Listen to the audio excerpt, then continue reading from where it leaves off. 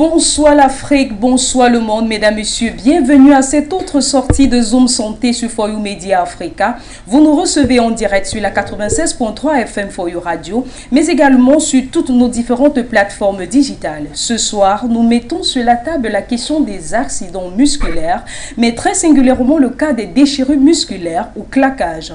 Comment y remédier? Une approche africaine ou alors des pratiques ancestrales africaines comme gage de solution? Et donc pour en parler, nous recevons sur ce plateau le Dr Kiné Lambo, tradithérapeute nutritionniste, mais aussi nous aurons la participation de Dame Reine Bouyap, psychologue clinicienne et psychothérapeute en seconde partie de ce programme. Voilà qu'il est d'ores et déjà planté le décor. On prend juste une courte respiration à la régie et derrière le focus du jour.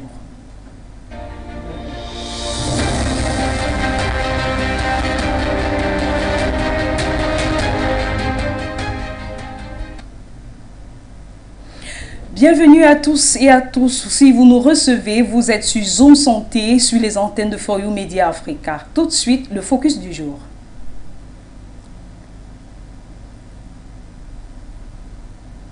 Il est difficile de ne pas considérer les activités sportives comme étant favorables à la santé.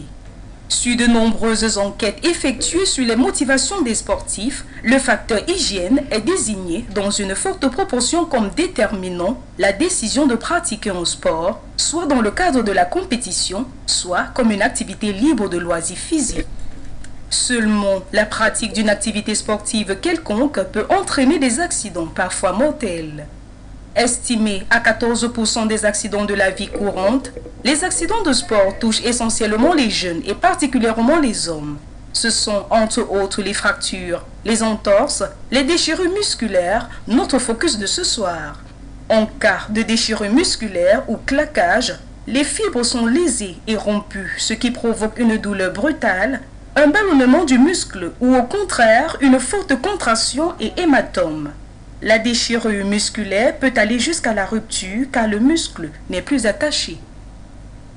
Alors, nous recevons ce soir, comme je vous le disais à l'entame de ce programme, le docteur Kiné Lambo, tradithérapeute nutritionniste. Bonsoir, docteur. Bonsoir, mademoiselle Fotso. Bonsoir, ma fille. Vous êtes ici, chez nous, chez vous. Merci. D'entrée de jeu, vous venez d'écouter le focus du jour. En un terme assez simple pour vous, c'est quoi les déchirures musculaires?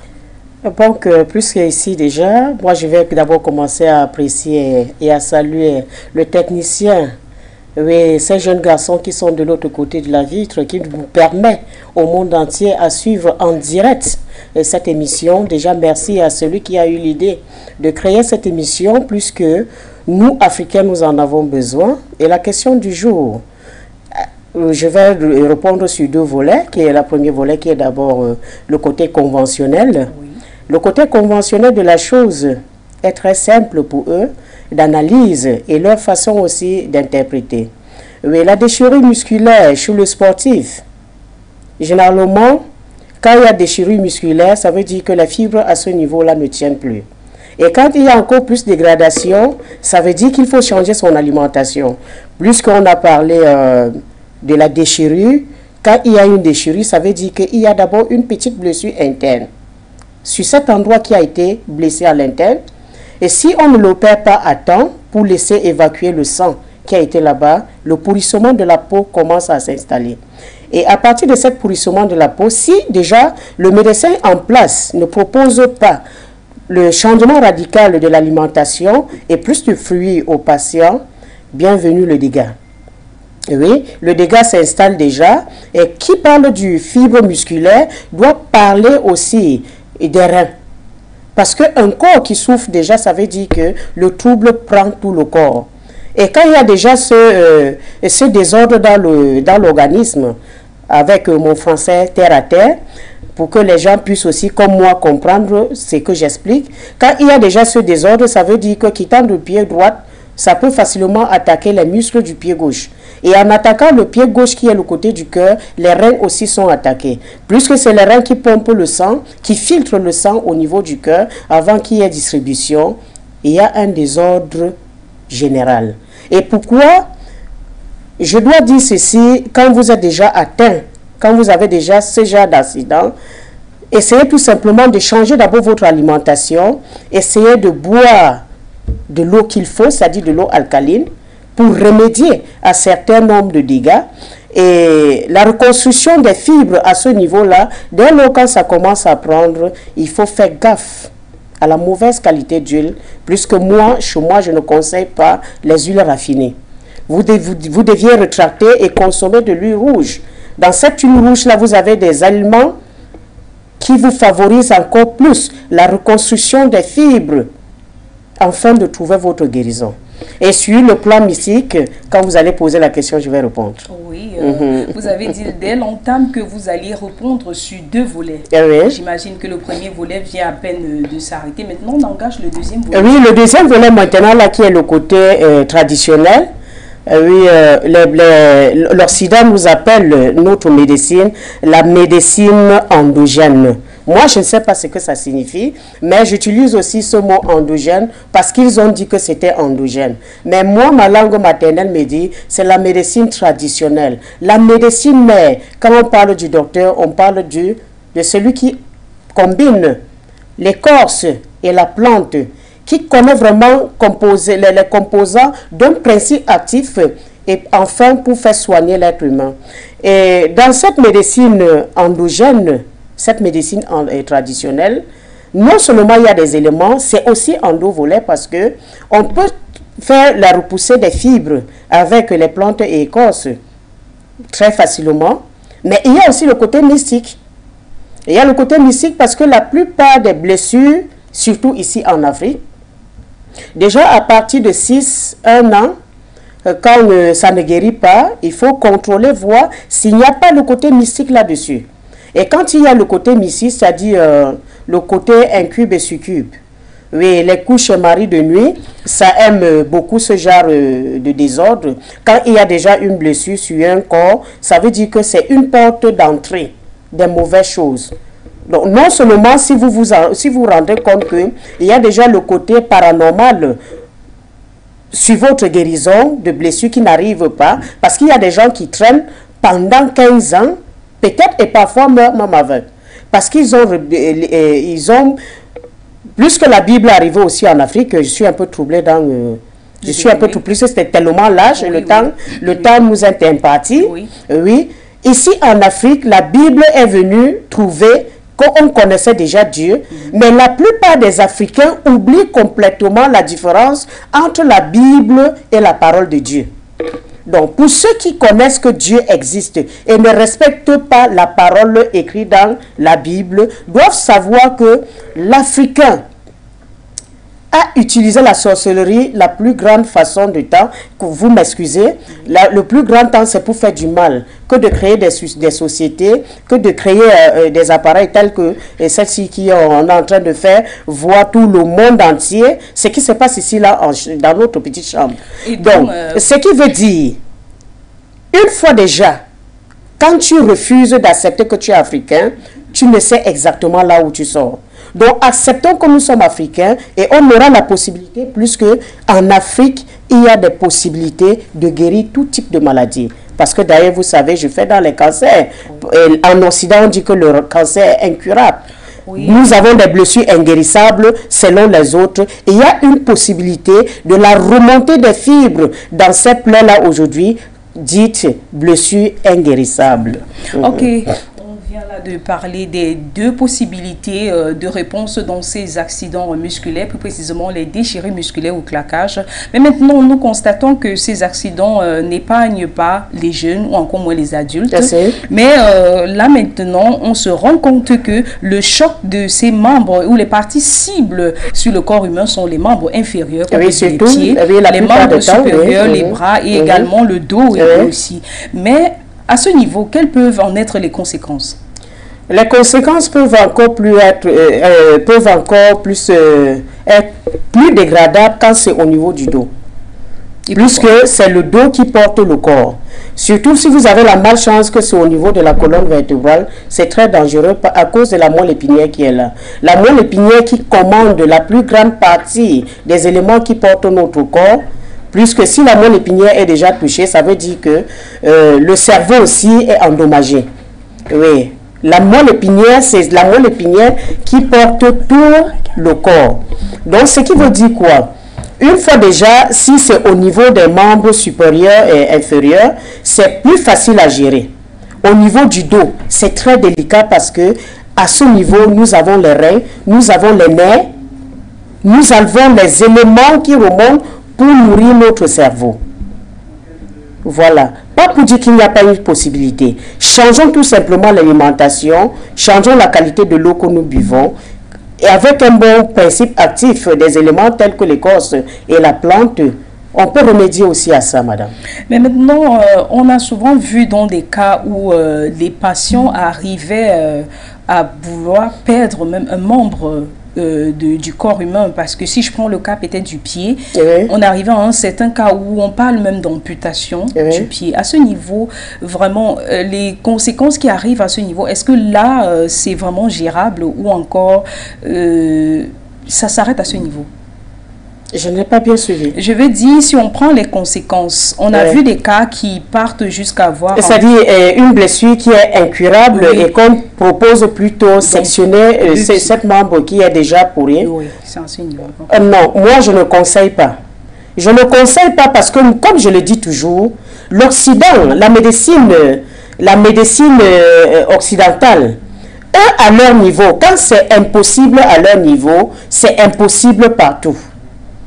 Oui, quand c'est impossible à leur niveau, puisqu'ils sont carrés là-dessus, quand ils ne peuvent pas, ça veut dire que le maigre, le moi que je suis, je ne peux pas arriver.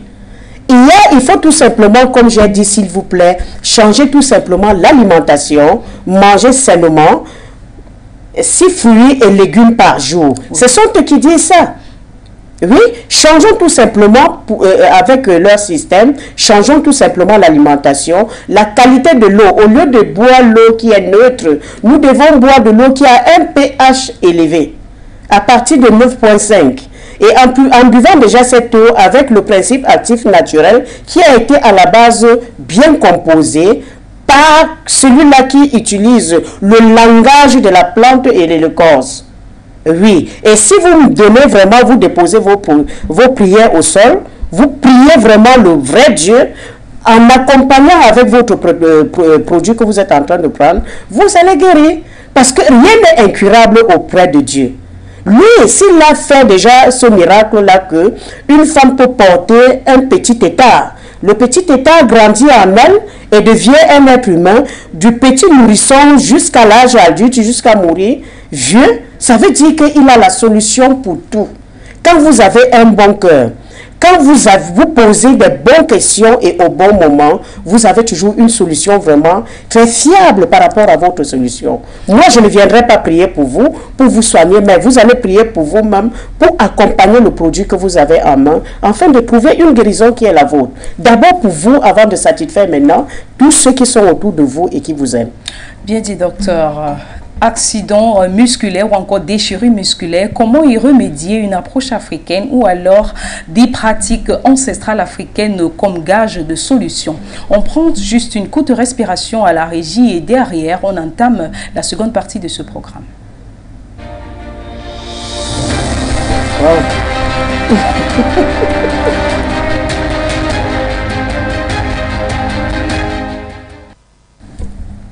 De retour sur ce plateau, on prend la question centrale. Docteur, je vais ici évoquer le premier cas. Un jeune, il a eu un accident musculaire, une déchirure musculaire. Il est là, il a le mal, il souffre. Il arrive chez vous. En première entrée, c'est quoi le diagnostic pour celui qui arrive souffrant d'une déchirure musculaire? Pour celui qui arrive souffrant d'une déchirure musculaire, je vais d'abord lui poser la question à savoir. La première question qu'on pose toujours, est-ce que tu as été à l'hôpital? Puisqu'on sait déjà que c'est le passage pour arriver à nous.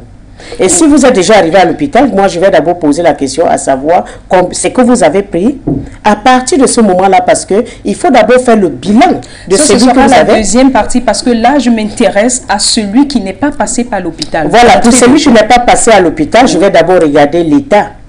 Je vais d'abord regarder l'état de sa blessure. Oui. Par exemple, les blessures dites incurables, généralement, Ce sont des blessures que la première couche là, quand vous regardez, ça, l'intérieur est légèrement blanche. Oui. Oui, ce n'est pas rouge. Et aux abords là, il y a les traits noirs, dont la cicatrisation qui a tout simplement pris au niveau du tracé là. Oui. Et maintenant, tu lui poses la question à savoir si ça picote ou ça démange. Et quand lui il explique en quoi il le traverse chaque jour ou chaque nuit, c'est en ce moment que moi, à mon niveau, je vois quel principe actif je peux utiliser comme cataplasme pour mettre sur la blessure, afin de lui donner une autre deuxième portion qu'il va prendre en liquide à boire. Je ne sais pas si j'ai répondu à votre question. Et j'aimerais évoquer que, étant donné que nous sommes là pour les solutions, ce cataclysme-là, il s'agit de cataplasme. Quoi? Ce cataplasme, autant pour moi, il s'agit de quoi concrètement? C'est une composition des graines, des plantes et de l'écorce. Oui, qu'on forme une pâte afin de mettre là pour la repousser des fibres. Et quand je pose là, 2 jours après, quand tu enlèves, si cette blessure n'est pas encore attaquée mystiquement, l'intérieur commence à devenir rouge. Donc ça veut dire que les fibres sont déjà en train de prendre. Donc, tu as ramassé déjà toute la saleté qui est au-dessus, oui, et directement la repoussée de la chair. En 48 heures, il y a déjà une petite repoussée de chair. Et si Dieu vouloir, parfois, certains arrivent par 1 mois et les autres arrivent à 2 mois. Ça dépend de la proportion de la blessure qui est arrivée chez moi. Nous prenons également le deuxième cas qui est celui du patient qui est passé d'abord par l'hôpital et qui, pour des raisons ou d'une autre, n'a pas pu continuer le traitement, mais qui se retrouve chez vous à un stade déjà un peu avancé. À ce niveau, quelle est la conduite à tenir? Oui, c'est ce que je voulais donc expliquer en premier plan. Je dois répondre maintenant. Oui.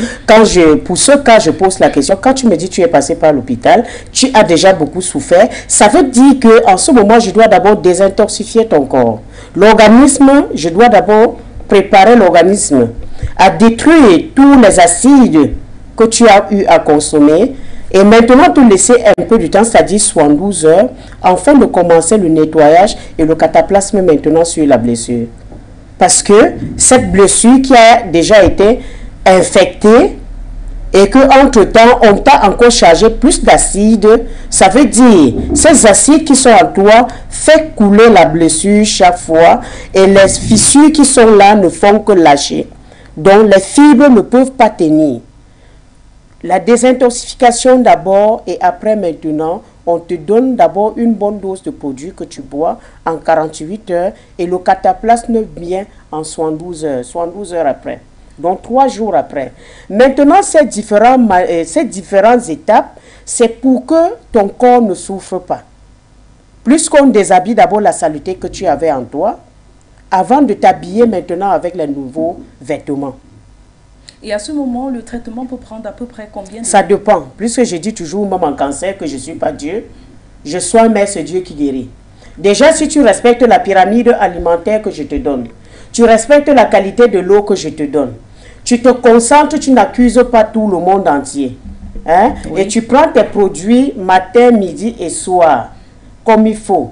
Tu prends ton eau citronnée au coucher, parce qu'il faut rendre ton corps encore plus alcalin quand tu es endormi. Et quand tu rends le corps alcalin, ça veut dire que tu donnes la possibilité au principe actif d'aller faire la reconstruction des fibres manquantes là où ça a été, la déchirure a commencé. Et ta souffrance a pris la relève jusqu'à ce que tu arrives à moi. Et maintenant, au niveau des patients, si ça arrive que c'est le cas d'un petit enfant, on a souvent vu chez les grandes personnes, les adultes, ils sont à même de parfois supporter certaines douleurs que les enfants. Quand c'est le cas des tout petits enfants, comment est-ce que vous vous prenez? Non, il y a les antidouleurs naturelles. Oui. Il y a les antidouleurs parce que même déjà avec les grandes personnes, on utilise toujours les antidouleurs. Parce que j'ai comme impression que vous n'avez jamais été blessé. Quand vous avez été blessé et que les possibilités n'ont pas été de mieux vous faire prendre en charge, franchement, vous ne dormez pas. Et quand c'est les brûlures, quand c'est les petits-enfants qui ont été blessés, il y a une autre façon qui correspond à l'âge de l'enfant, d'entretenir l'enfant afin de faire sécher ses plaies. Pour les mamans qui nous écoutent à la maison, on aimerait avoir quand même ces petits exemples d'antidouleurs parce qu'ils nous regardent. On sait que les mamans sont en quelque sorte les petits docteurs de la famille. Oui, Elles peuvent parfois pallier à certains mots voilà. Oui, c'est vrai, c'est vrai. Déjà ici, là, plus que je partage toujours, je ne peux pas faire l'émission sans partager des petites recettes. Et pour les patients les mamans surtout, comme ma fille a parlé des mamans, pour des mamans qui ont des enfants à la maison, pourquoi pas vos maris? Parce que s'ils ne travaillent pas, tu ne dois pas manger. Oui. Pour vos maris qui rentrent même du travail étant blessés, chez certains adultes, je préfère les petits piments d'oiseau là. Quand on écrase les petits piments d'oiseau avec 2 gousses d'ail, un peu de l'huile rouge, de l'huile rouge, quand on fait déjà la combinaison des 3 éléments, on pose sur sa blessure et on bande, ça ne chauffe pas. La cicatrisation prend 1 semaine avant. Oui, ça prend vite. Et pour les enfants, je ne conseille pas les petits piments d'oiseau. Mais tout au contraire, chez les mamans, je conseille l'argile verte. Je conseille les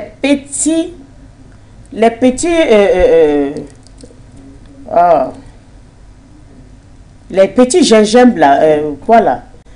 Le gingembre qui chauffe? Oui, il y a le gingembre qui chauffe là, et il y a aussi le curcuma. Le curcuma, oui. Le blanc là, pas le jaune. Oui. On peut utiliser aussi le curcuma qui est blanc sur les blessures avec l'argile, ça prend aussi. Et il y a les petits aubergines.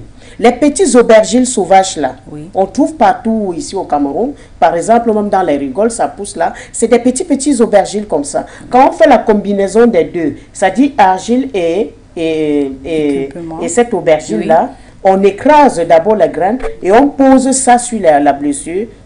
Là, ça pousse aussi rapidement. Oui, la repoussée des fibres aussi, ça repousse aussi facilement. Et ça nettoie aussi les blessures. Non, ça nettoie aussi les fibres. Les fibres. Oui, les mauvaises fibres là. Ça nettoie, afin d'appeler maintenant là, la repoussée des nouveaux fibres pour qu'il y ait une bonne cicatrisation, surtout sans tache. Oui, sans marque. Voilà. D'accord. Avec également le concours de la régie, nous allons prendre cet élément. C'est un monsieur qui a hérité d'une pratique ancestrale, un Africain, qui depuis bientôt près de 24 ans constitue à réparer les os des patients qui sont malades. On prend l'élément de ma soeur à la régie et on revient après. Pas médecin de formation, mais il traite gratuitement les cas de fractures, d'entorses, d'enflures et autres traumatismes depuis 24 ans en Côte d'Ivoire. Dans sa famille, on a toujours soigné traditionnellement tous ces cas complexes de génération en génération. Les bras, les pieds cassés, les genoux déplacés, les épaules déboîtées sont entre autres leurs domaines de compétences. Il a hérité de son père en 1998 ce don familial. Le procédé a l'air tout simple et même banal, mais il est efficace. Il applique du beurre de karité sur la partie du corps malade, puis masse soigneusement l'endroit et fait un pansement à l'aide de bambou de Chine et de bandes. Un exercice à répéter sur le patient 2 fois par semaine. À travers l'ONG Espoir Handicap, dont il est le président, il a soigné des millions de personnes dans le monde, dont des footballeurs de renom et des hauts fonctionnaires. Alors, docteur, vous voyez l'élément qu'on vient de suivre. C'est un monsieur anodin. Il n'a pas fait d'études, de longues études de la médecine, mais il a hérité d'une pratique ancestrale depuis bientôt 24 ans. Il sauve des vies chaque jour qui passe, des enfants, des adultes. À ce niveau, qu'est-ce que vous pouvez dire? Bon, moi, il est spécialisé dans le massage. Oui, j'étais en Côte d'Ivoire. Je suis rentré que le 6. Et déjà, là-bas, je sais que la plupart de ceux qui respectent l'Africain qu'ils sont, ils sont très bons. Oui, parce qu'il y a la plante là-bas.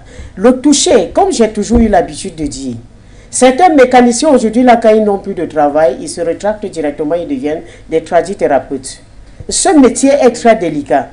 Parce que ce que ce monsieur est en train de faire présentement là, quelqu'un d'autre, toi qui as une main simple, tu ne peux pas. Quand on a hérité d'un don, c'est ce que l'Occident n'arrive pas à comprendre. Et c'est pour cette raison qu'ils ne peuvent même pas d'abord accepter qu'un truc de ce genre peut être réel. Ils refusent pourquoi? Parce que ma pomme de main n'est pas pareille comme la tienne. J'ai des différents dons que tu n'as pas. Et c'est le Seigneur qui a fait ça. C'est Dieu seul qui fait ça. Et entre-temps, le beurre de karité que lui prend, qui est une essence naturelle. mais qui est une essence naturelle autant pour moi, ça vient juste accompagner ce qu'il a déjà, parce qu'il suffit qu'il se lève le matin et dit Seigneur, donne-moi la puissance.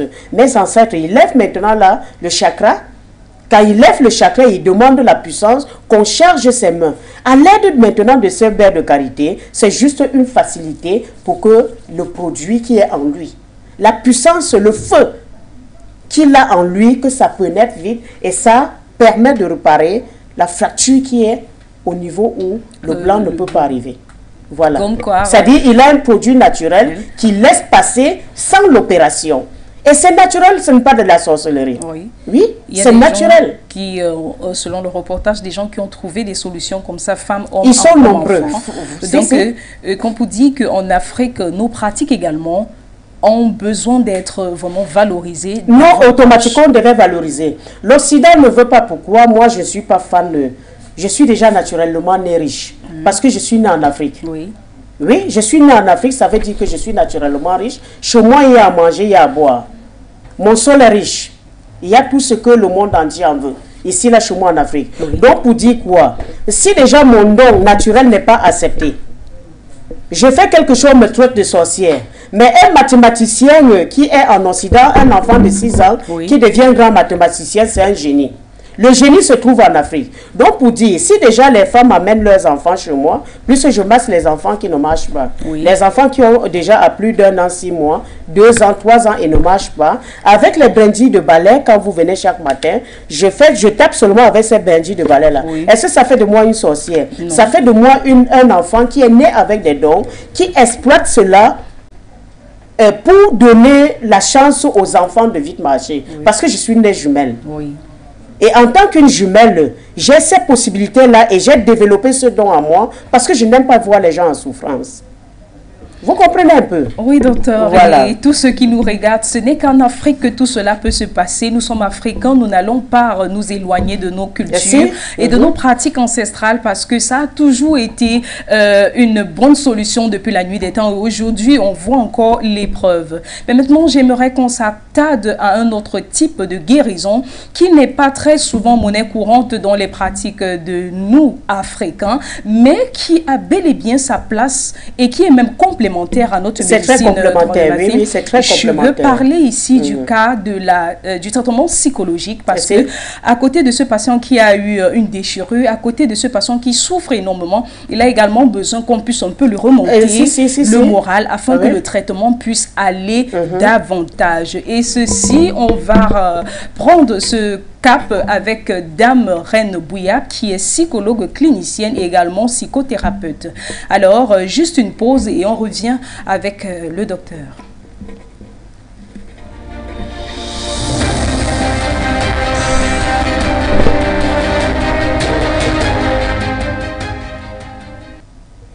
Comme je le disais, Madame Bouya Reine, psychologue clinicienne autant pour moi et psychothérapeute MDR. Alors docteur, nous allons vous poser la première question. Comment apporter de l'aide à une personne victime d'une déchirure musculaire grave pouvant entraîner une amputation? Cette personne qui aujourd'hui, dans l'exercice de sa fonction, peut se retrouver dans une situation handicapante. Et pour cela, cet handicap peut être définitif ou passager. On va commencer déjà par voir l'état de la personne, comment est-ce que la personne vit la situation. Et pour voir dans quelle mesure la personne vit la situation, il va falloir faire un entretien. Pour certaines personnes, il n'y a pas de souci.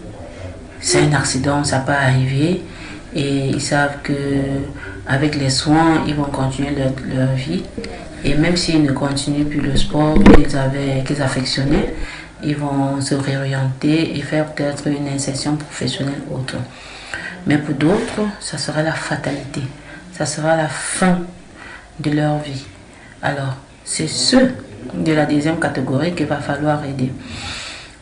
Si déjà une personne victime d'un accident pense que l'accident c'est la fatalité et que sa vie n'a plus de sens, il va falloir directement commencer par aider la personne à comprendre la situation. comprendre la situation, déjà, va falloir que nous fassions une évaluation préalable avec cette personne, lui passer les échelles. Déjà, si c'est un accident récent, on peut lui passer peut-être le sprint. C'est une échelle de traumatisme récent. Mais aussi passer la PCL5, c'est une checklist de traumatisme qui va permettre de voir comment est-ce que, par rapport à cet accident, la personne vit, comment elle perçoit cet accident dans sa vie. Et suite à ça, s'il y a d'autres symptômes qui se greffent à ça, peut-être une déprime, une forte déprime, ou bien même une forte anxiété, parce que déjà le fait de ne pas pouvoir se projeter dans le futur peut créer une forte anxiété chez la personne. Donc on pourrait associer en fonction des éléments du discours ou en fonction des non-dits de la personne pendant l'entretien, on pourra associer à cette échelle de traumatisme une échelle d'anxiété, de troubles anxieux, une échelle de troubles dépressifs, et des facteurs de protection. On pourrait aussi utiliser une échelle de facteurs de protection pour voir si la personne a assez de ressources pour pouvoir gérer la situation. Alors, ayant fini cette évaluation, on aura donc les éléments en main qui vont nous permettre de comprendre exactement à quel niveau se situe la personne au niveau psychique. Après tous ces résultats, on fait une analyse. Une fois le niveau psychique du patient connu, docteur, comment est-ce qu'on procède par la suite? Et on a maintenant les idées qui vont nous permettre de dire celui-ci a besoin d'aide, d'une thérapie en bonne et due forme, celui-ci a plutôt besoin d'un accompagnement, et l'autre, juste un suivi de temps en temps, un bonjour, comment vous avez dormi, et voilà. Donc pour celui qui enregistre des scores élevés dans les différents GSL, on met en place un programme de thérapie, et dans ce programme de thérapie, on respecte le projet. Ça veut dire le nombre de séances à faire, le type de thérapie à faire, est-ce qu'il faut combiner les thérapies. Pour généralement, si ce n'est que l'accident, le problème, on peut on peut prévoir quelques séances d'EMDR pour faire juste du retraitement de l'information. Aider cette personne victime d'accident à retraiter toutes les informations qui sont liées à l'accident et aux conséquences de l'accident, et s'en sortir avec un scénario futur. Si cet accident... Et docteur, dans le pire des cas, lorsque cet accident vient comme ça réveiller des souvenirs douloureux chez le patient, comment est-ce qu'on s'y prend en ce moment-là? Si cet accident est parti réveiller d'autres choses, on va dire comme ça, d'autres souvenirs douloureux dans la vie de la personne, on pourra aussi faire de l'EMDR, mais on ne pourra pas travailler comme si c'était un trauma simple. On pourra faire un EMDR trauma complexe, peut-être en attaquant, en utilisant le protocole des patelles, et voilà. Donc... ou bien associer aussi à l'EMDR un peu de thérapie cognitive et comportementale et de la relaxation. Ça va permettre de donner des tâches aux patients. Après les séances de retraitement, on va lui donner des tâches, et au début de la prochaine séance, on va faire une sorte de réévaluation, et au fur et à mesure, on verra comment est-ce que la personne s'en sort. Voilà, docteur. Merci bien pour ces différentes analyses. On comprend là que le traitement psychologique a bel et bien sa place à côté de ce traitement africain que nous aimerons adopter. Parce que si le patient n'est pas mentalement stable, vous convenez avec moi que même le traitement qu'on va lui attribuer aura la peine à pouvoir réagir dans le corps. Maintenant, on aimerait dire qu'il y a des pays au jour d'aujourd'hui comme la Chine, comme le Japon et même l'Inde qui ont réussi à calquer leur système sanitaire sur ces pratiques ancestrales anciennes et qui aujourd'hui essayent de valoriser ça dans tout le monde entier. Vous, docteur Kene Lambo, qui votre combat africain est déjà reconnu et que vous voyagez également beaucoup dans de nombreux pays africains, pourquoi les Africains n'ont pas encore essayé je ne sais pas, pourquoi est-ce qu'ils ne peuvent pas s'inspirer de ces pays-là pour pouvoir mettre sur pied un système de santé vraiment typique qui pourrait associer les deux, la médecine dite moderne et celle dite africaine, pour pouvoir guérir les patients africains que nous sommes? Que Dieu m'en préserve par rapport à la réponse que je dois donner tout à l'heure. Je suis apolitique, mais je dis ceci: lorsque l'Africain doit sortir, nous Africains, nous allons sortir de la zone CFA et créer notre propre monnaie.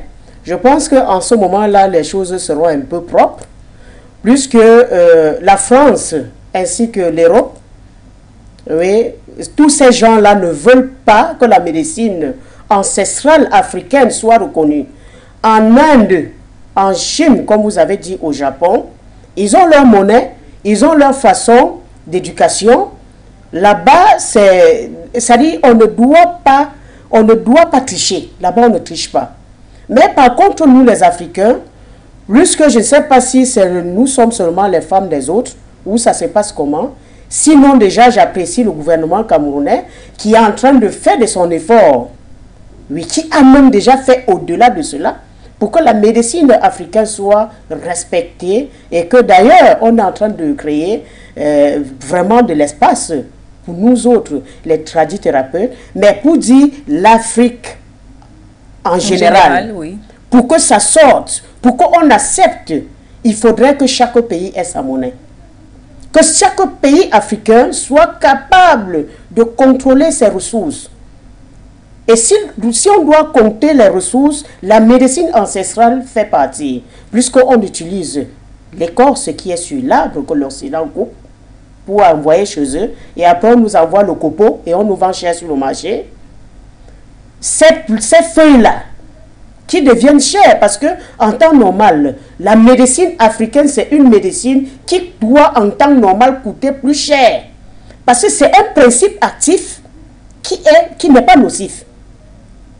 Ça ne fait pas du mal. Il n'y a pas de surdose. Même si vous oubliez votre marmite et qu'en journée, l'enfant a manque d'eau et boit plutôt tout le contenu qui est dans la marmite, l'enfant ne serait pas malade.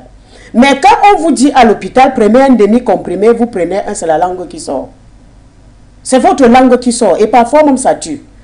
Donc la médecine ancestrale, c'est une médecine qu'en temps normal, ça devait être pareil comme en Inde, ça devait être comme en Chine, au Japon, puisque c'est la seule médecine de l'autre côté là qui est en train de rehausser la richesse de ce coin-là. La médecine ancestrale. Mais je ne parle pas de mon Cameroun parce que ici, là, chez moi, on est déjà en train de valoriser vraiment la médecine africaine. Mais tant que les autres pays d'Afrique ne doivent pas sortir de la zone de monnaie que vous connaissez là, nous allons rester dans l'obscurantisme. Nous allons toujours nous embrouiller comme ça. L'assurance ne pourrait jamais payer l'Africain parce qu'on veut un Afrique pauvre. On veut un Afrique sans les Africains, mais je prie mes ancêtres chaque jour comme moi, Nkene Lambo, la digne fille d'Afrique. Je veux une Afrique avec les Africains. Et pour cela, je prie mes ancêtres chaque jour de pouvoir encore réveiller dans la tête et faire naître autant d'enfants mystiques. Nous sommes mystiques. Nous ne sommes pas des sorciers. Nous avons plutôt des dons pour donner plus de chance à ceux qui n'ont pas la chance d'avoir leurs résultats positifs du côté conventionnel.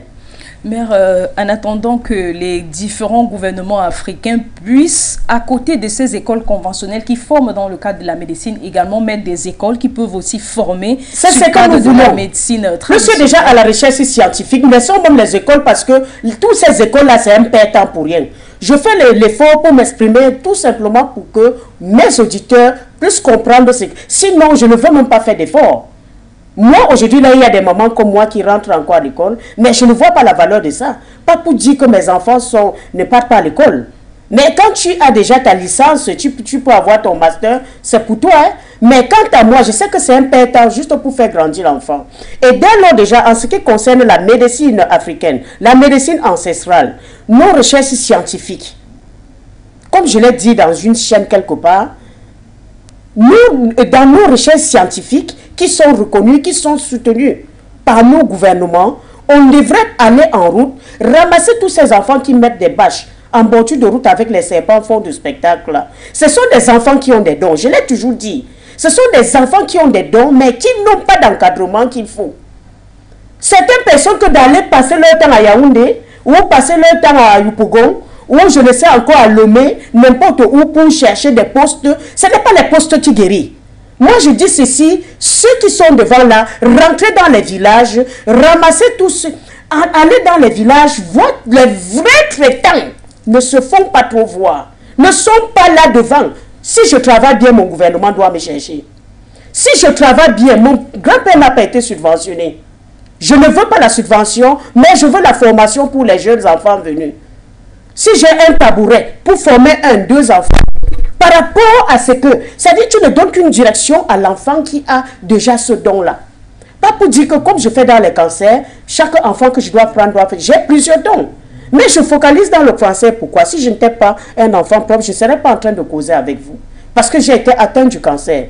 Et tous ces enfants, quand je parle, il y a plusieurs systèmes. Quand il y a déjà une blessure inguérissable, il y a plusieurs facteurs qui poussent, pas seulement les fibres qui manquent, mais il y a aussi le côté paranormal. Et dans ce paranormal-là aussi, il y a aussi une autre façon de toucher parce que certaines blessures, quand tu touches, sans protection, ça t'amène. Je dis bien ça t'amène. Il y a des blessures que quand ça arrive là, tu regardes la couleur. Tu regardes celui qui est installé dedans. Tu dis, papa, prends le remède, toi, même arriver à la maison, fais comme ça. Même s'il te paye même 100 milliards, tu dis, prends le remède, va à la maison et toi, me mets là-bas. Parce que là, oui, moi, je ne peux pas toucher à ça. Et déjà, la formation scientifique, dans nos recherches scientifiques, qu'est-ce qu'on devrait normalement faire? À chaque 3 mois, on devait appeler et aller, pas seulement appeler. Parce que ceux même qu'on a leur numéro de téléphone ne sont pas des traitants. Moi, je le dis ça ici. Ce ne sont pas des vrais traitants. Les gens de la recherche scientifique doivent marcher au quartier.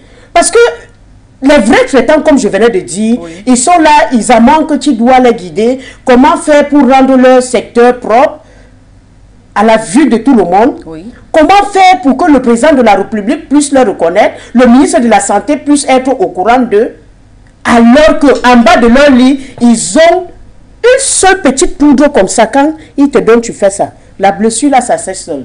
Donc, comme dans tout corps de métier, il y a toujours des charlatans qui se baladent et qui... Ouais, ce n'est pas seulement dans la médecine africaine, mais oui, ceux qui prennent trop le devant là, qu'on regarde bien leurs yeux. Oui, oui, docteur, on va évoquer un autre cas actuellement. C'est vrai qu'on a parlé du cas de ces tradithérapeutes qui doivent également s'unir pour pouvoir mieux vanter ou encore mettre en avant les différents produits. Mais on a également notre problème dont on fait face. Les populations elles-mêmes, les Africains eux-mêmes, parfois sont réticents face à ces produits. On a vu des gens qui, c'est quand ils sont butés au niveau de l'hôpital, oui, quand ils n'ont pas trouvé de solution avant, qu'ils essayent de se rabattre vers le côté thérapeute. Est-ce que vous pensez que le problème d'abord ne vient pas de nous-mêmes? Ah non. C'est que les gens là ont mis dans la tête de mes frères et de mes mamans africains. La chimie là pour retirer, ce n'est pas facile. Mais au fur et à mesure, quand... parce qu'aujourd'hui, je traite de bouche à oreille. Oui. Je traite plus de bouche à oreille. Quand tu as un résultat quelque part, tu arrives, quand tu as bon cœur, tu vois un passant, tu dis, ta maladie là, si tu peux aller voir Madame Fosso, elle a un produit qu'elle peut te donner. Et si tu as de la chance, tu peux guérir là-bas.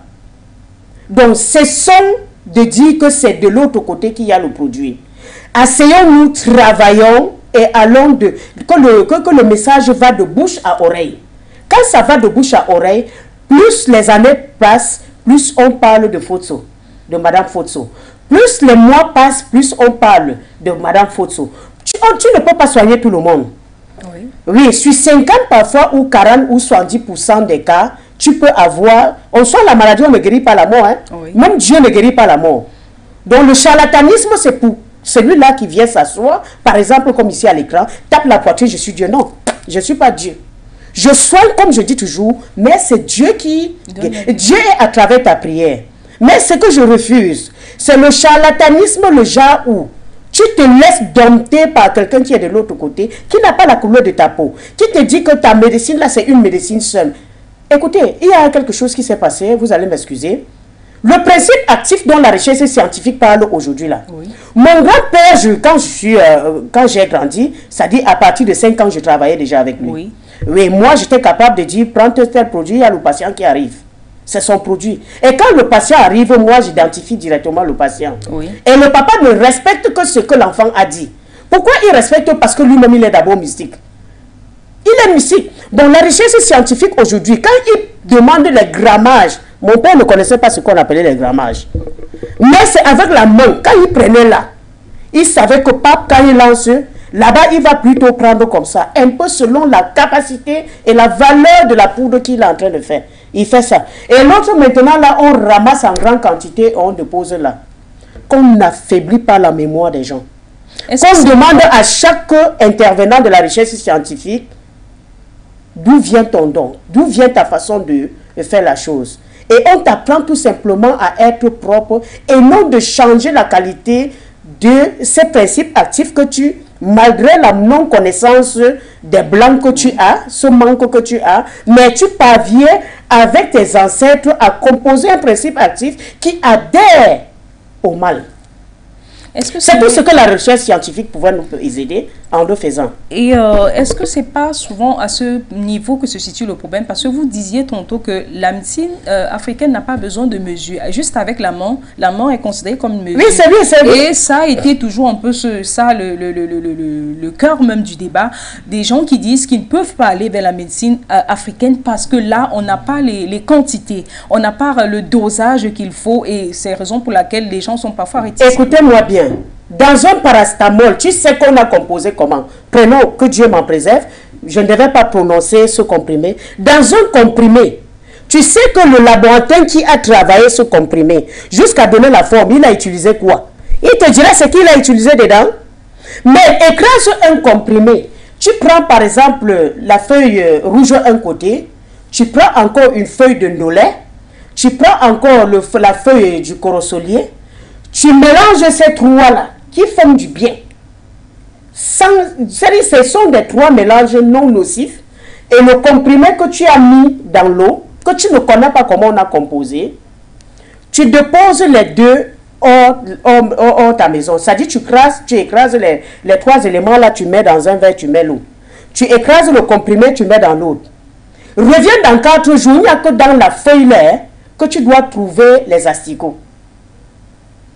Pourquoi la mouche a pu laisser sa semence dedans? Parce que là-dedans, il y a la vie. Le milieu est fertile. Le milieu est fertile. Donc, c'est un lavage de cerveau qu'on a fait. Bon, Africains que nous sommes, certains marchent encore, mais ce n'est pas tout le monde. Hein? Les enfants sont les jeunes sont en train de comprendre aujourd'hui. Et dans le comprimé, là, pourquoi ce n'est pas fertile? Pourquoi la mouche n'a pas déposé là-dedans? Là-dedans, il y a quoi? À vous de nous dire. L'expérience de vie a été trop limitée dans le comprimé. Et dans la feuille, l'expérience de vie, nous allons vivre, nous Africains, nous avons le droit de vivre à plus de 130 ans. Alors, oui. Nous avons le droit, puisque dans la plante et dans l'écorce que nous utilisons chaque jour, oui, il y a la vie. Il y a la vie. Il y a ces éléments-là que mon organisme a besoin. Il y a ces éléments-là que ton organisme, la fertilité se trouve là-dedans. On nous dit bien encore à la recherche scientifique, il ne faut pas laver la feuille. Moi, je connais ça. Avec la rosée du matin, mon grand-père, lui, il coupait les feuilles. Cette rosée-là, c'est ça qu'il prenait, il faisait comme ça, et il venait remettre tout. Mais maintenant, vous-même, vous dites que quand on lave déjà, on n'a pas le droit de laver l'écorce ni la feuille, la plante en train de faire bouillir. Plus quand ça arrive dans l'eau, le principe actif, au moins à 45-60%, ça reste dans l'eau et ce qui reste maintenant dans la feuille que tu dois faire bouillir n'est plus rien. Qu'est-ce qui tue les microbes? C'est ce système de faire bouillir le produit, le microbe qui était là-dedans, ça mourait. Et on buvait ça, on retrouvait la vie. Et nos mamans accouchaient des enfants bien solides.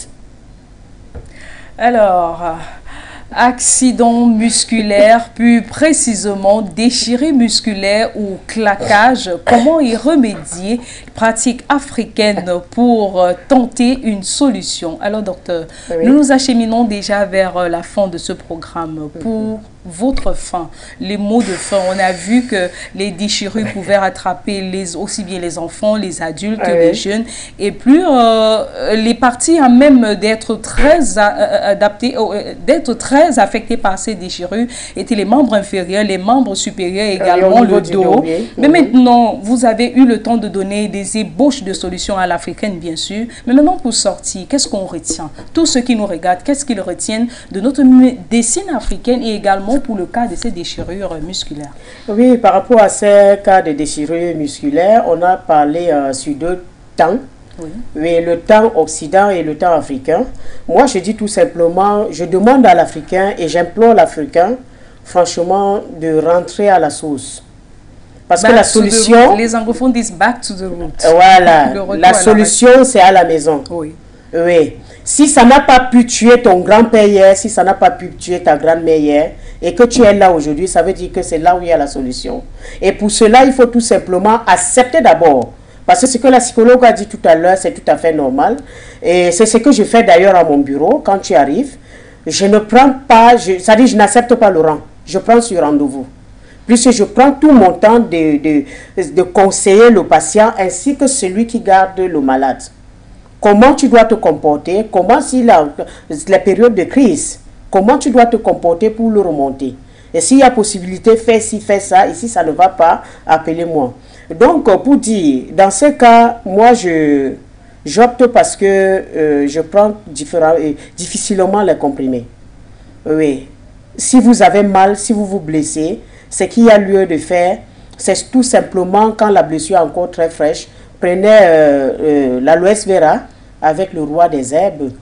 Combinez les deux, parce que même quand le chien s'est fait blesser à l'oreille, ce n'est que cet élément-là, les deux éléments-là, qu'il faut utiliser pour vite cicatriser la blessure.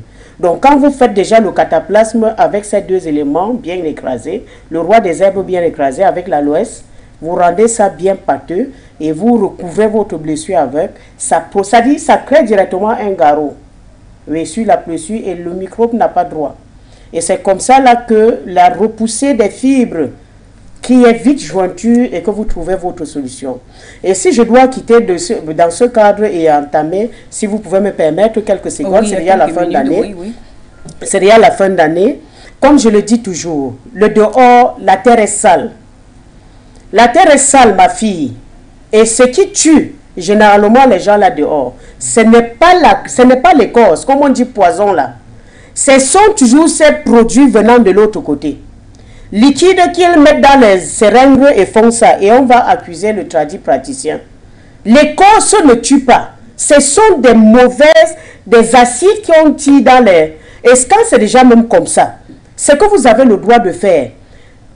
Faites les efforts de vomir. Quand tu t'en rends compte que tu as déjà pris un produit qui est mauvais, fais l'effort de vomir.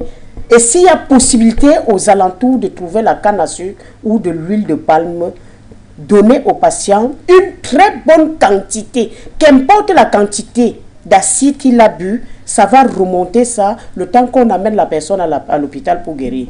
Et si à jamais c'est la poudre, le poison africain qu'on a mise dans ta bière ou sur ton repas, ce que vous avez à faire, c'est de chercher le jujube piquant avec le roi des herbes.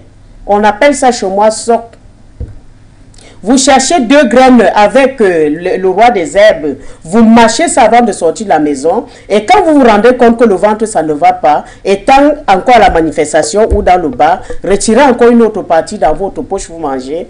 Et c'est tout ce que j'ai à donner aujourd'hui aux Africains, à tous mes enfants qui me suivent partout dans le monde entier. Et merci à tous ces fidèles auditeurs qui suivent For You, parce que comme l'explication For You vous dit, c'est toi et moi. Ouais. Merci à vous, mes auditeurs. Merci, docteur. Merci d'avoir honoré. Merci d'avoir honoré à notre rendez-vous et de nous avoir édifié autant sur ce que c'est que ces pratiques africaines dans la prise de solution des différents mots. Zoom Santé du 8 décembre 2022 sur For You Media Africa. Stop et fin. Je suis Justine Fotso et à jeudi prochain, par la grâce de Dieu. Restez couverts.